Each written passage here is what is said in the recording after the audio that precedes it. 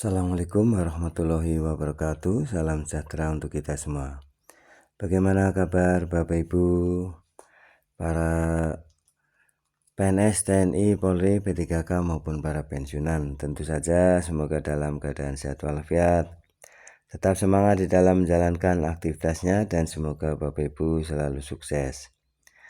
Ada informasi yang menggembirakan. Tentu saja ini berkaitan dengan kesejahteraan para PNS, P3K, TNI, Polri maupun pensiunan ya. Nah, ada wacana yang sebenarnya sudah lama ya diwacanakan ya, yaitu mengenai skema pensiunan ya, skema pensiun PNS yang akan diubah ya untuk bisa langsung mendapatkan 1 miliar. Nah, ini tentu saja ada pro dan kontra ya untuk para PNS maupun P3K, TNI, Polri yang masih aktif ya.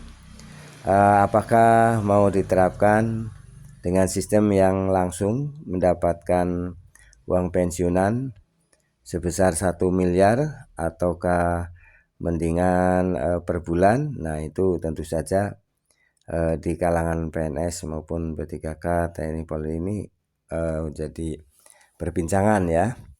Nah, pada video kali ini saya akan membagikan informasi berkaitan dengan wacana tersebut. Nah, informasi yang terkini ya. Skema pensiun PNS mau diubah tahun depan. Nah, ini jadi dapat Rp 1 miliar. Benarkah? Mari kita simak video ini sampai selesai agar Bapak Ibu bisa mendapatkan informasi selengkapnya. Nah, untuk itu silakan Bapak Ibu untuk memberikan subscribe, like, isi komentarnya terlebih dahulu ya. Mari kita simak video selengkapnya.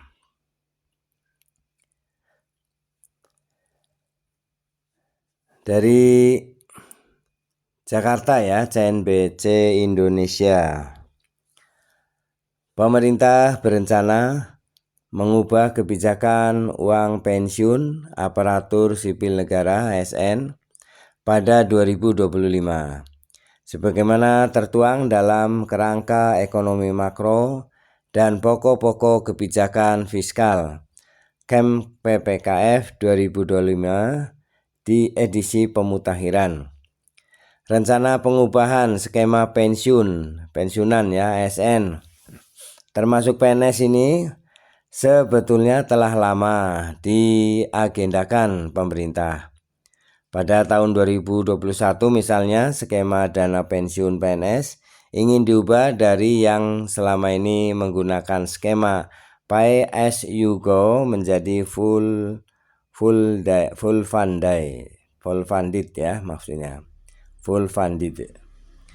Skema full funded dianggap bisa membuat PNS mendapatkan dana pensiun hingga Rp 1 miliar rupiah. Sebagaimana dikatakan oleh Menteri Pendayagunaan Aparatur Negara dan Reformasi Birokrasi Pan-RB kala itu masih dijabat oleh Cahyokumolo. Pada akhir 2022, Korps Pegawai Republik Indonesia atau Korpri bahkan telah meminta ya.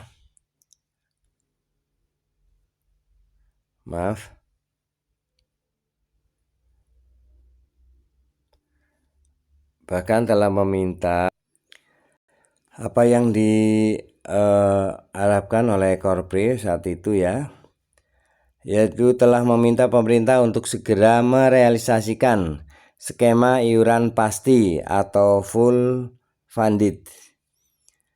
Hal ini disampaikan oleh Ketua Umum Dewan Pengurus Korpri Nasional Zudan Arid Fakrullah dalam peringatan hari ulang tahun Korpri ke-51 ya, tahun 2022 saat itu ya.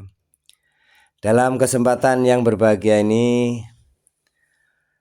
Mohon kiranya melalui Bapak Mendagri dan Menteri Pan-RB kita segera bisa menerapkan sistem kesejahteraan ASN dan pensiunan ASN melalui full funded secara konkret dan berkelanjutan. Ini papar Sudan ya.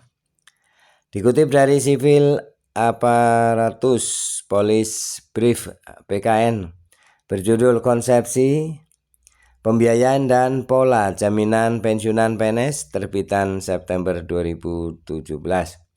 Disebutkan skema full funded pensions atau pensiun yang didanai penuh adalah pensiun dibayar dari dana yang dikumpulkan oleh pemberi kerja dan peserta, yang selanjutnya diinvestasikan oleh lembaga pengelola untuk membayar manfaat pensiun.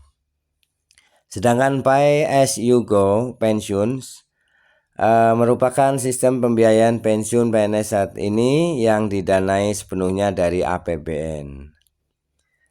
Meski begitu, dalam Camp PPKF 2025 edisi pemutakhiran belum disebutkan skema pensiun apa yang akan digunakan dalam rancangan reformasi perlindungan hari tua bagi ASN.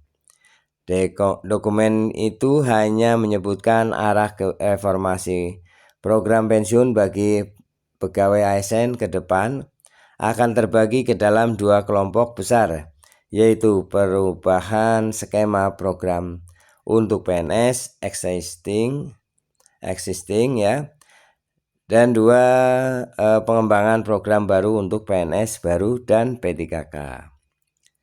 Garis besar desain reform yang menjadi prioritas pemerintah itu, pertama ialah memastikan tidak terdapat PNS existing yang mengalami penurunan manfaat pensiun.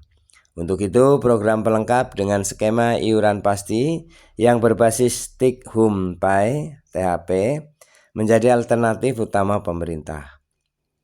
Kedua, program pensiun bagi PNS baru dan P3K akan diarahkan untuk mengikuti skema manfaat iuran pasti dengan formula iuran dan manfaat berbasis THP. Skema bagi pegawai baru ini akan didesain sehingga menghasilkan manfaat yang relatif lebih baik dari skema pensiun PNS saat ini. Penyesuaian skema dan besaran iuran berbasis THP baik untuk PNS existing maupun PNS baru dan P3K diharapkan mampu mendorong distribusi RR yang lebih wajar antar jabatan. Ketiga, yang menjadi dasar reformasi pensiun ASN adalah desain baru harus memastikan terwujudnya kesinambungan program dan kesinambungan fiskal. Hal ini diperlukan untuk memastikan terdapat perbaikan manfaat bagi ASN dan juga tidak memberikan beban bagi generasi mendatang.